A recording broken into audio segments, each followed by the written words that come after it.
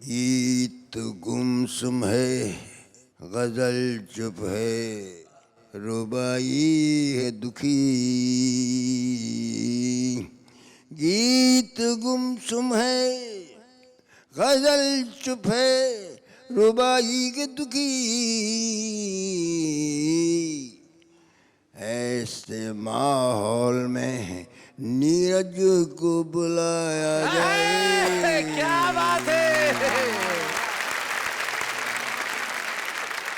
एक ऐसा कवि हमारे बीच में उपस्थित है जिनका नाम ये बताने के लिए काफी है कि कविता हो तो कैसी हो।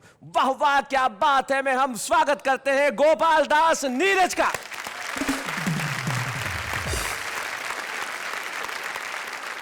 पद्म भूषण श्री गोपाल दास नीरज, उनका यहां उपस्थित होना मतलब हिंदी कविता के लिए, कविता के कार्यक्रम के लिए, वाह वाह क्या बात है के लिए एक गौरव का क्षण होना। तो अनुरोध पद्म भूषण श्री गोपाल दास नीरज से एक स्थान ग्रहण करें हमारे मंच पे और हम बजाएं उनके लिए जोरदार तालियां।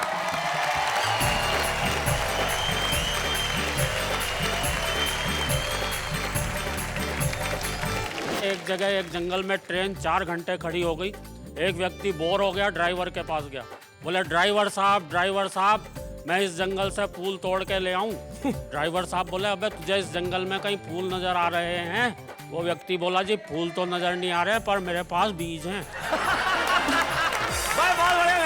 जाते हुए को आती हुई नजर आ गई। अच्छा। साइकिल डायरेक्ट टकरा गई। लड़की बोली संभलते संभलते देखकर भी नहीं चलते। हाँ। लड़के ने कहा लगता है तुम्हें दिमाग से बिल्कुल ही लाचारी है। अरे बावली ये टक्कर देखकर ही तो मारी है। बहुत अच्छे। चांदनी में घोला जाए फूलों का शबाब, उसमें फिर मिलाई जाए थोड़ी सी शराब, होगा यूं नशा जो तैयार। वो प्यार है, वो प्यार है, वो प्यार है। ओ नीरज नैना आ जरा जाने मन तू है कहाँ। ओ मेरी शर्मिली आओ ना तरसाओ ना। श्रीमती जी बोली सुबह सुबह आपका बच्चों को डांटना मुझे तो अखर रहा है। मैंने कहा मैं और क्या करता, ये गधे पे बैठने की जिद कर रहा है। गधे पे बैठने की जिद कर रहा है। पत्नी बोली अभी बच्चा है, बड़ा होके सुधर जाएगा और 2-4 मिनट कांधे पर बैठा भी लोगे तो तुम्हारा क्या बिगड़ जाएगा। बहुत अच्छे, बहुत बढ़िया।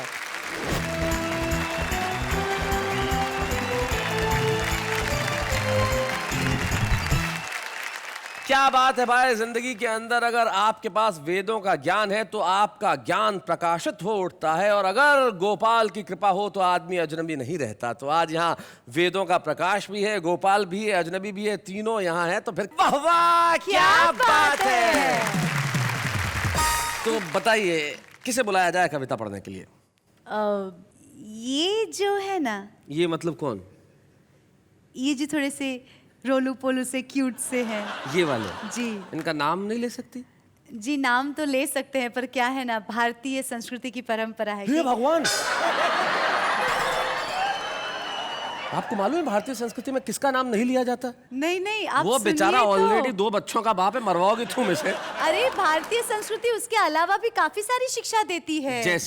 जैसे अजनबियों का यूं नाम नहीं लेते, उनसे फटक से बात नहीं करते। हो आप अजनबी से बात नहीं करना चाहती लेकिन अजनबी की बात सुनना जरूर चाहती हाँ। है। जरा आइए अपनी बातें सुनाइए, वरना आपके घर में आतंक हो सकता है। आइए।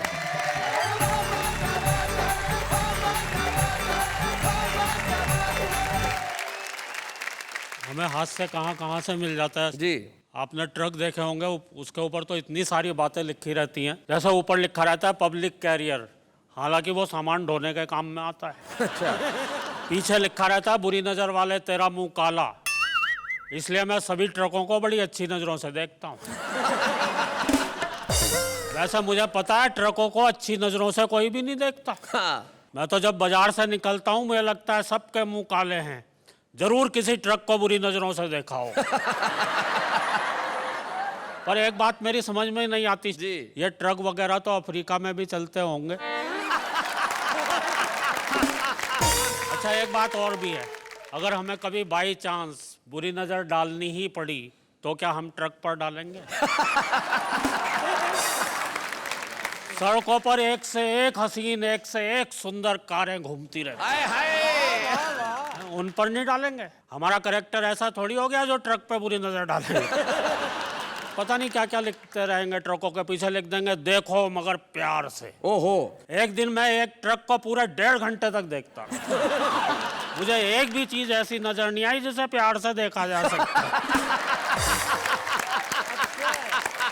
ट्रक वगैरह यहाँ दुर्घटना हो जाती है, करुणा का विषय है, पर कभी कभी हंसी आती है एक्सीडेंट देख के भी। गर्मियों की बात है, मैं शिमला जा रहा था, मैंने देखा एक ट्रक खाई में गिरा हुआ था और ट्रक के पीछे लिखा हुआ था हम सुनहरे कल की ओर बढ़ रहे हैं। मैं कुछ और आगे गया, एक और ट्रक मिला, वो भी खाई में गिरा हुआ था, लेकिन एक पेड़ के सहारे अटका हुआ था, ऊपर लिखा हुआ था एक तेरा सहारा। अच्छा, लोग बाग कभी कभी शौक में अपनी गाड़ियों के पीछे फिल्मों के नाम लिखवा लेते हैं। जी। एक कार का और एक ट्रक का एक्सीडेंट था। कार के पीछे लिखा हुआ था सावन को आने दो। अच्छा। और ट्रक के पीछे लिखा हुआ था आया सावन झूम के।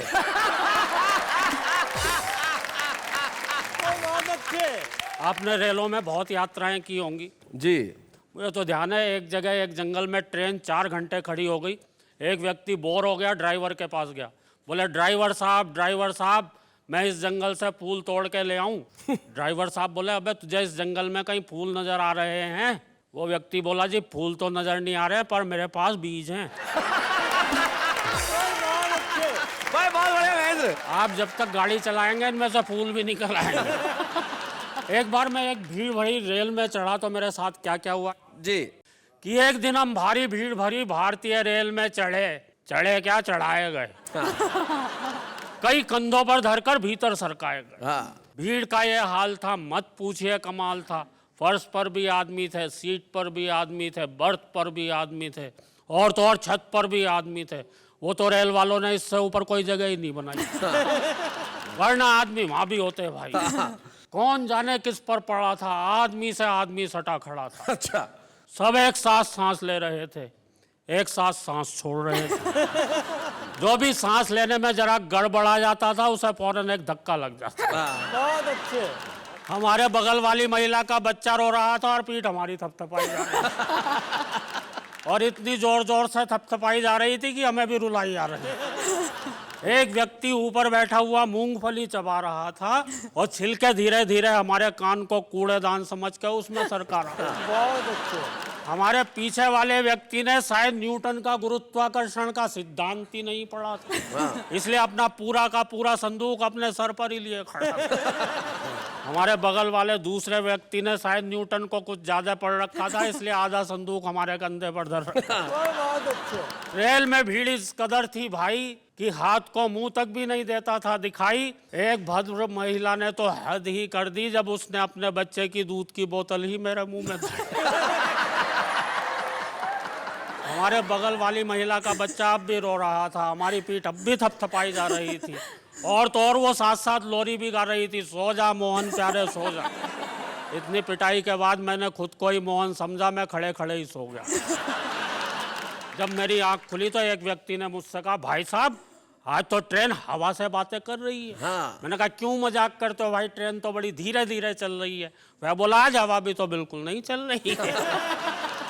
एक जगह ट्रेन ने 8 घंटे का समय गुजार डाला तो एक नए नए दूल्हे से बर्दाश्त नहीं हुआ वो गड़बड़ घोटाला। फौरन जाकर ड्राइवर से बोला भाई साहब अगर आप गाड़ी इसी तरह से चलाते जाएंगे तो हम तो अपने स्टेशन पर अपनी दुल्हन और शायद एक आध बच्चे समेत ही उतर पाएंगे। एक व्यक्ति बोला भाई साहब मेरे मामा के फूफा जी ने मुझे कल ही एक कंपनी में नौकरी दिलवाई है, वो परसों मुझे आगरे में ज्वाइन करवाएंगे। दूल्हा बीच में ही चिढ़कर बोला वहां तो आप रिटायरमेंट के टाइम ही पहुंच पाएंगे। और उस ट्रेन के लेट होने की बात आपको क्या क्या बतलाएं, क्या क्या समझाएं। हम ऐसी ही एक ट्रेन से उतरकर सीधे आपके इस कार्यक्रम में आए हुए हैं और आप विश्वास मानिए हम आपके पहले वाले एपिसोड के बुलवाए हुए हैं। बहुत बहुत धन्यवाद।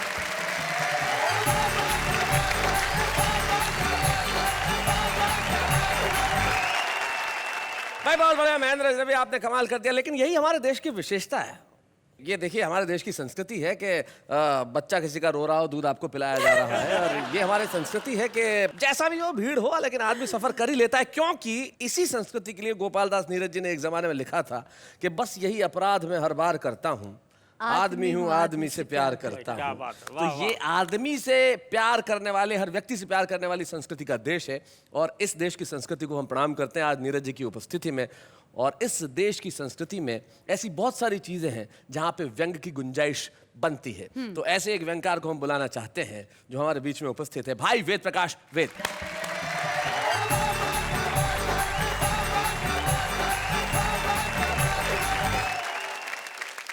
महेंद्र भाई ने बहुत बढ़िया कविताएं आपको सुनाई, ट्रक की यात्रा करवाई जी। बाद में फिर रेल की यात्रा करवाई, ऐसे में जबकि डीजल के दाम बढ़ रहे हैं। मैं तो आम आदमी की बात करता हूँ, आपको एक साइकिल की यात्रा कराता हूँ जिसमें कोई खर्चा नहीं है। जी जी जी। जाते हुए को आती हुई नजर आ गई। अच्छा। साइकिल डायरेक्ट टकरा गई। लड़की बोली संभलते संभलते देखकर भी नहीं चलते। हाँ। लड़के ने कहा लगता है तुम्हें दिमाग से बिल्कुल ही लाचारी है। अरे बावली ये टक्कर देखकर ही तो मारी है। बहुत अच्छे। और इसी गोत्र की एक कविता और सुनिए। लड़का लड़की के चक्कर में रोजाना 6 मील से आता था। अच्छा। उसकी मेहनत के लिए आप लोग तालियां बजाएं। हाँ मेहनत के लिए 6 मील। आपकी तालियां बजनी बहुत जरूरी इसलिए भी है कि आपकी तालियां हमारे लिए 7वें सिलेंडर का काम करती हैं आजकल। वाह वाह वाह वाह। लड़का लड़की के चक्कर में रोजाना 6 मील से आता था, उसे छेड़ता था और एक ही गाना गाता था। अच्छा। तेरे घर के सामने एक घर बनाऊंगा। लड़की को ये बातें बिल्कुल भी नहीं पछती थी, वो ऐसी वैसी बातों से बचती थी। सो मरती क्या ना करती, एक दिन डरती डरती अपने बाप को सारी बातें बता बैठी। बाप की मूछें गुस्से में ऐठी, बर्बाद होना उसकी किस्मत में है लिखा। अब कभी गा दे ये गाना दोबारा तो कहना घर बनाने की छोड़ तू खाली प्लाट लेकर ही दिखा। 2 लाख रुपए गज का भाव है मेरी कॉलोनी में। पूरा का पूरा खप जाएगा, प्लाट के बदले खुद नप जाएगा। क्या बात है। वाह वाह वाह। और यदि हो ही जाए कोई अजूबा, पूरा कर ही ले वो अपना मंसूबा, तो बेटी तू भी निसंकोच उसको वर लेना, एक झटके में शादी कर लेना, क्योंकि वो लड़का जीवन के किसी भी स्तर पर फेल नहीं है। घर बनाना आज के जमाने में कोई हंसी खेल नहीं है। वाह वाह वाह। भाई बहुत अच्छे। बहुत बढ़िया। मुझे घर से अपनी एक घरबार वाली कविता याद आ गई जी। वो मैं आपको सुनाता हूँ। असल में क्या होता है, कई बार आदमी गलत संगत में फंस जाता है। मुझसे ज्यादा ये कौन समझेगा कि आदमी गलत संगत में कैसे फंसता है। इन्होंने मेरे दिल की बात कितनी अच्छी तरह बयां की। क्या बात है। वो आदमी गिरता पड़ता हुआ घर पहुंचा। अच्छा अगले दिन पत्नी ने पूछ लिया कल कहाँ से इतनी पी कर आया था? बोला कुछ नहीं, कल मैं गलत संगत में फंस गया। हाँ। पत्नी ने पूछा किनके साथ बैठ लिया? बोला हम 4 दोस्त थे, 1 बोतल थी, 3 पीते नहीं थे। 4 जा रहे थे एक मुर्दे को कब्रिस्तान में लेकर। एक का पांव एक कब्र के ऊपर पड़ गया तो दूसरे ने टोक दिया। बोला अरे देख के चल, नीचे मुर्दा है। पहले वाला बोला फिर ऊपर भी हमने कौन सा वर्ल्ड कप उठा रखा है।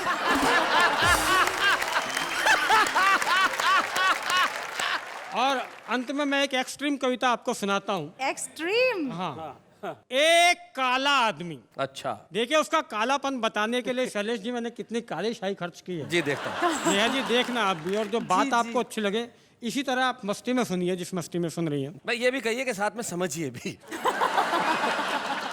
क्या गारंटी है। एक काला आदमी, जी। बहुत ही काला, काला शाह, सुपर काला, अच्छा, जेट ब्लैक, ओहो, double African, double African, elder son of अमावस, औंधे तवे का ताऊ, पहाड़ी कौवे का परदादा, कोयल संप्रदाय का दादू, बंगाल का काला जादू, तारकोल जिसके पैरों में भक्ति भाव से पसरता हो, कोयला जिसका रूप रंग पाने के लिए सदियों तक जमीन के नीचे बैठकर तपस्या करता हो, जिस दिन उस कालानुभाव के दर्शन हुए जमीन थमी रह गई। अब इससे ज्यादा और क्या कहूं, इतना कहने के बाद भी मेरे पास शब्दों की कमी रह गई। क्या बात है, वाह वाह। एक दुकान पर गया, ना शर्म ना हया, बोला गोरे होने की क्रीम है।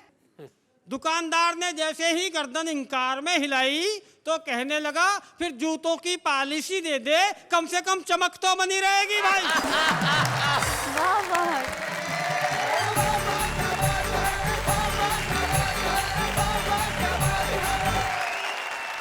मैं तो कहती हूँ इनको अभी कोई पोएट्री में चैलेंज नहीं कर सकता। नहीं कर सकता, बिल्कुल नहीं कर सकता।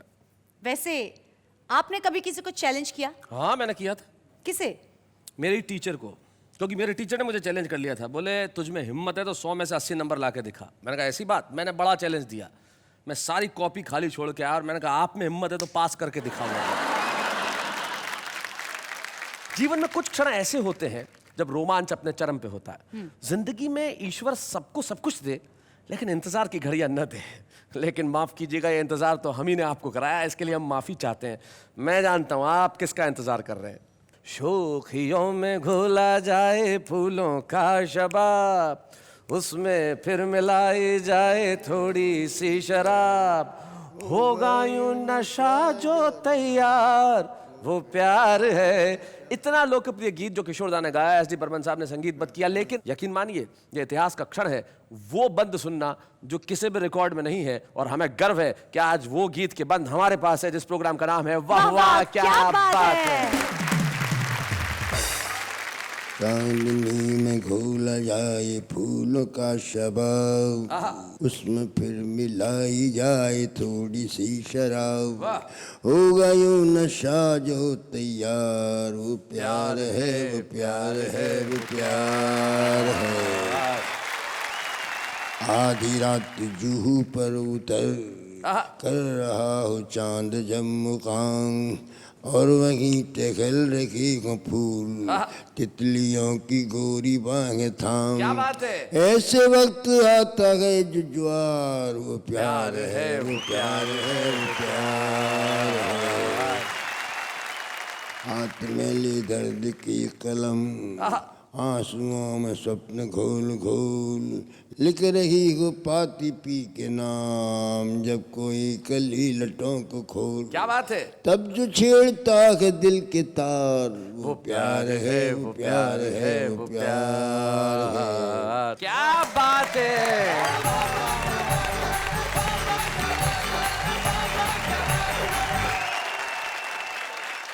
गोपाल दास नीरज के इस देश में नहीं दुनिया में करोड़ों प्रशंसक होंगे, और कुछ ऐसे प्रशंसक हैं नीरज जी जिनके खुद के लाखों प्रशंसक हैं। और आपके एक ऐसे ही प्रशंसक को मैं यहां आमंत्रित करना चाहता हूं, हमारे खास मेहमान सुमित राघवन।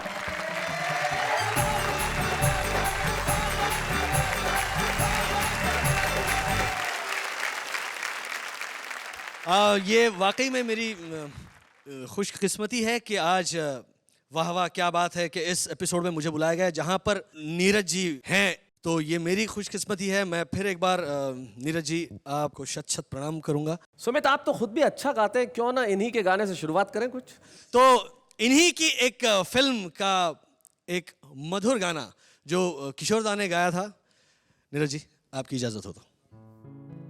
ओ मेरी ओ मेरी ओ मेरी शर्मिली, ओ मेरी ओ मेरी ओ मेरी शर्मिली, ओ मेरी ओ मेरी ओ मेरी शर्मिली, आओ ना तरसाओ ना, आओ ना तरसाओ ना, ओ मेरी ओ मेरी ओ मेरी शर्मिली।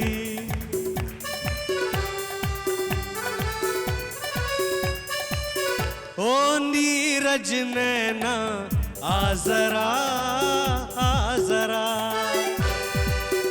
तेरी लाज का घूंघट खोल दूं ओ तेरे आंचल पर कोई गीत लिखूं ओ तेरे होठों में अमृत घोल दूं जाने मन तू है कहाँ ओ मेरी शर्मिली आओ ना तरसाओ ना ओ मेरी शर्मिली। क्या बात है। Beautiful, brilliant, awesome. Thank you so much. Neeraj ji की तो न जाने कितने सुपरहिट सॉन्ग्स हैं। एक आध मुखड़ा अगर तुम सुना दो। एक बड़ा खूबसूरत प्रेम पुजारी एक फिल्म आई थी जिसका एक बहुत खूबसूरत गीत है, फूलों के रंग से दिल की कलम से, अमर गीत है। अगर एक मुखड़ा वो सुना दो तो क्या बात है। फूलों के रंग से दिल की कलम से तुझको लिखी रोज पाती, कैसे बताऊं किस तरह से पल पल मुझे तू सताती। तेरे ही सपने लेकर के सोया, तेरी यादों में जागा, तेरे ख्यालों में उलझा रहा यूं जैसे कि माला में धागा। हाँ बादल बिजली चंदन पानी जैसा अपना प्यार लेना होगा जन्म हमें कई बार। हाँ इतना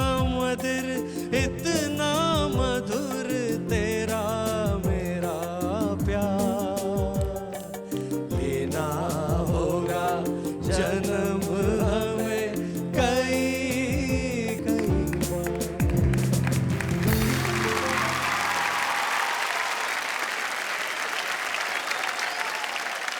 नीरज जी, सुमित ने आपके खूबसूरत गाने को इतना खूबसूरत ढंग से गाया, क्या कहना चाहते हैं आप सुमित के लिए?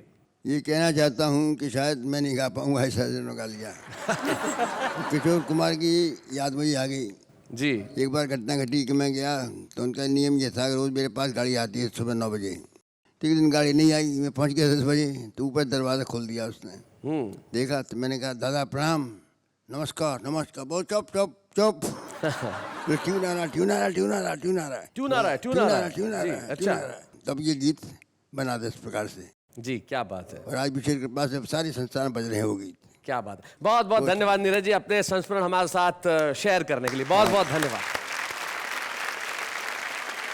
गोपाल दास नीरज जी की एक पंक्ति जो मेरा ख्याल से 1000 बार से ज्यादा मैंने कही होंगी कि आत्मा के सौंदर्य का शब्द रूप है काव्य, अरे मानव होना भाग्य है, कवि होना सौभाग्य। वो गोपाल दास नीरज हमारे बीच में है।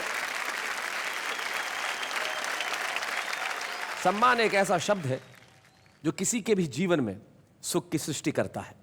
लेकिन मित्रों, एक सम्मान ऐसा आज हम करने जा रहे हैं इस मंच पे, जिन्हें सम्मानित करते हुए हम सम्मानित हैं, हम गौरवान्वित हैं। तो आइए हम एक ऐसे क्षण की रचना इस मंच पे करें और ये कहें, गोपाल दास जी 21वीं सदी में आप पैदा हुए, इसलिए सदी के लिए वाह वाह क्या बात है।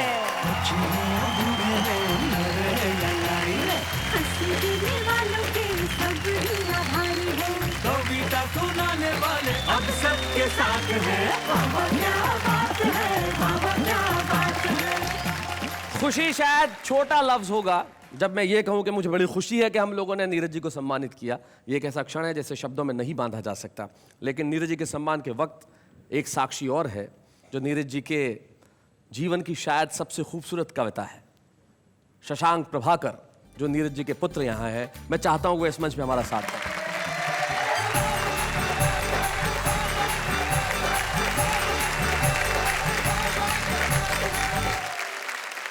शशांक, बहुत बहुत स्वागत है आपका इस मंच पे। धन्यवाद शैलेश जी। एक पिता के सामने मैं चाहता हूं कि पुत्र 4 पंक्तियां। कि मौत तो मैंने इस मुट्ठी में दबा रखी है। हाँ। कि मौत तो मैंने इस मुट्ठी में दबा रखी है और ये जिंदगी गीतों में सजा रखी है।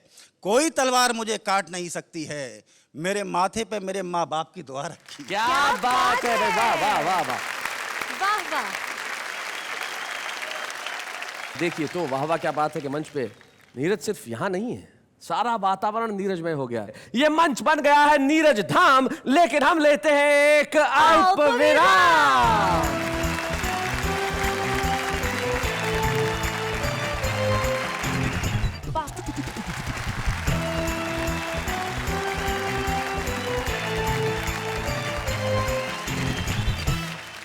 नीरज जी, हालांकि आपने अपनी कविताएं सुना ही दी है, पर फिर भी आप समक्ष बैठे हैं तो मन नहीं भर रहा। कुछ और सुनाइए please. Please please please please Neeraj ji please. अब तो मजहब कोई ऐसा भी चलाया जाए जिसमें इंसान को इंसान बनाया जाए। क्या बात है। तो मजहब कोई, नीरज जी कहते हैं कि अब तो मजहब ऐसा कोई चलाया जाए जिसमें इंसान को इंसान बनाया जाए। और नीरज जी आपने तो वो मजहब चला रखा है, कविता का मजहब। कविता इंसान को इंसान बनाती है और कविता का मजहब आम आदमी को किस तरह एक दूसरे से जोड़ता है, आइए देखते हैं। तुम्हारी अदाओं पे मैं वारी वारी, sir please dial 123 for balance enquiry. बर्फीली रात में चलती है लू, हा हा ही हू हू। पानी के बिना जीती नहीं फिश, मम्मी जब चिल्लाए पापा की हो जाती है टाई टाई फिश।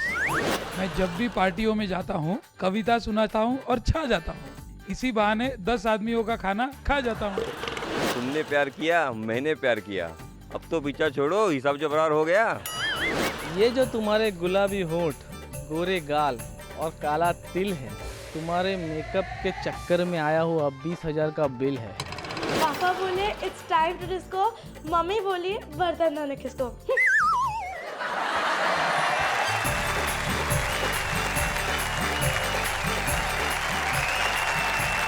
वाह वाह क्या बात है, क्या कमाल के लोग हैं। मैं तो कहती हूँ इनमें से कई लोग यहाँ आके कविता पढ़ सकते हैं। हाँ हाँ बिल्कुल पढ़ सकते हैं, उन्हें पढ़ना चाहिए भी। भाई छुपे रुस्तम तो हर जगह। और ऐसे ही एक छुपे रुस्तम को आज हम इस वाह वाह क्या बात है के मंच पे बुला रहे हैं, जो मध्य प्रदेश के एक बेहद छोटे से गांव अखोदिया मंडी में रहते हैं, गोविंद राठी।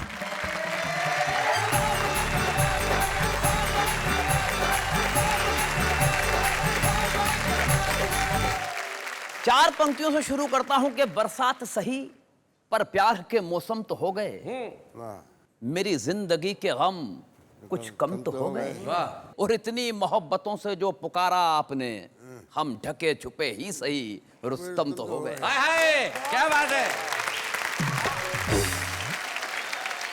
हिंदुस्तान में पतियों की हालत बहुत खराब हो चुकी है। वो एक प्रताड़ित पति मेरा मित्र महेंद्र सुनो, मुझसे सिर्फ इसलिए ईर्ष्या रखता है कि जब भी मेरे घर आता है मेरी पत्नी के हाथ के बनाए हुए तरह तरह के पकवान चखता है। एक दिन मुझसे बोला, यार राठी भाई, भाभी जी हर वक्त ही किचन में रहती है, तुमने ऐसा जादू क्या कर रखा है? मैंने कहा कुछ खास नहीं, मैंने घर का एकमात्र आईना किचन में ही लगवा रखा। बहुत अच्छे, बहुत बढ़िया, बढ़िया बढ़िया गोविंद। और ये परेशानियां और बढ़ जाती है जी जब यूं होता है कि सुबह सुबह बच्चे को हमने डांट दिया कसकर, बच्चा रोता हुआ पहुंचा श्रीमती जी के पास लपक कर। श्रीमती जी बोली, सुबह सुबह आपका बच्चों को डांटना मुझे तो अखर रहा है। मैंने कहा मैं और क्या करता, ये गधे पे बैठने की जिद कर रहा है। गधे पे बैठने की जिद कर रहा है। पत्नी बोली, अभी बच्चा है, बड़ा होके सुधर जाएगा, और 2-4 मिनट कांधे पर बैठा भी लोगे तो तुम्हारा क्या बिगड़ जाएगा। बहुत अच्छे, बहुत बढ़िया। और 2 पंक्तियां कहीं चिंतन की कि तुम्हारा क्या बिगड़ जाएगा, मुझे भी अपनी श्रीमती जी का ये तर्क बहुत जचा है, क्योंकि गृहस्थी का बोझ उठाते उठाते आखिर आदमी और गधे में क्या फर्क बचा है। भाई बहुत अच्छे, भाई वाह वाह वाह वाह, क्या बात है, बहुत बढ़िया, बहुत अच्छे गोविंद। जिस शख्स के हम सामने कविता पाठ कर रहे हैं, आदरणीय नीरज जी, अगर मैं उनके पैरों की रज भी बन सका तो अपने आप को बड़ा सौभाग्यशाली समझूंगा। क्या बात है, वाह वाह वाह। मैं ऐसे मौके पर 8 पंक्तियों का एक व्यंग आपको समर्पित करता हूं। स्वागत स्वागत। कि एक दिन खुल गए शहर के भाग हमारे, एक मंत्री जी शमशान घाट के उद्घाटन के लिए पधारे। अच्छा। उद्घाटन की पहली रस्म पूरी कराई गई। एक जलते हुए मुर्दे को बुझाकर मंत्री जी के हाथ से अग्नि दिलाई गई। बहुत अच्छे भाई, वाह वाह वाह वाह भाई, बहुत बढ़िया गोविंद, बहुत अच्छे। मंत्री जी के हाथ से अग्नि दिलाई गई। इस घटना से कम एक बात का तो पता चलता है कि आदमी का नसीब खराब हो तो वो मरने के बाद भी भुगतता है।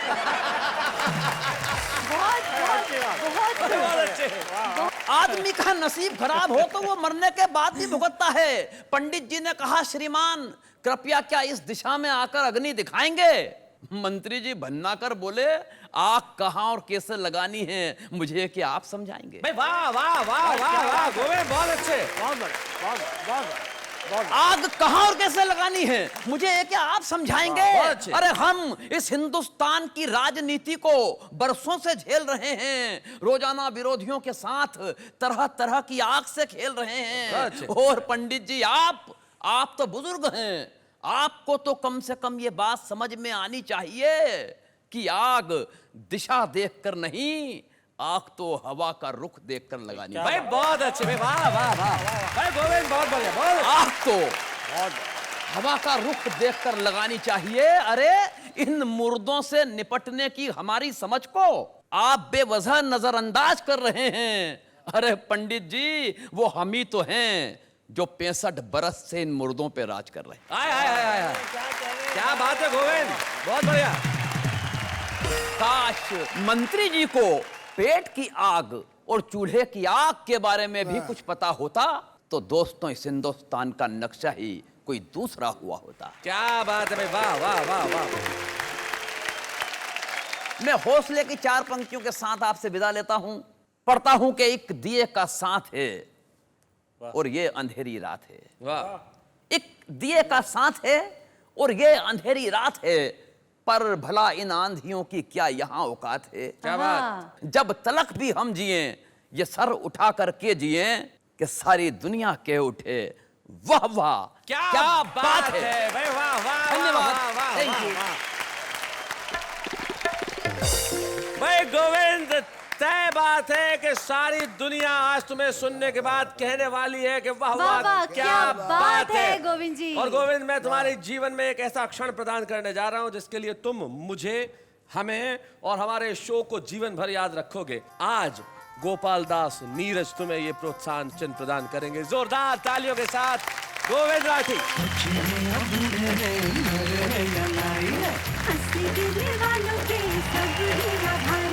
कविता सुनाने वाले अब सबके साथ हैं।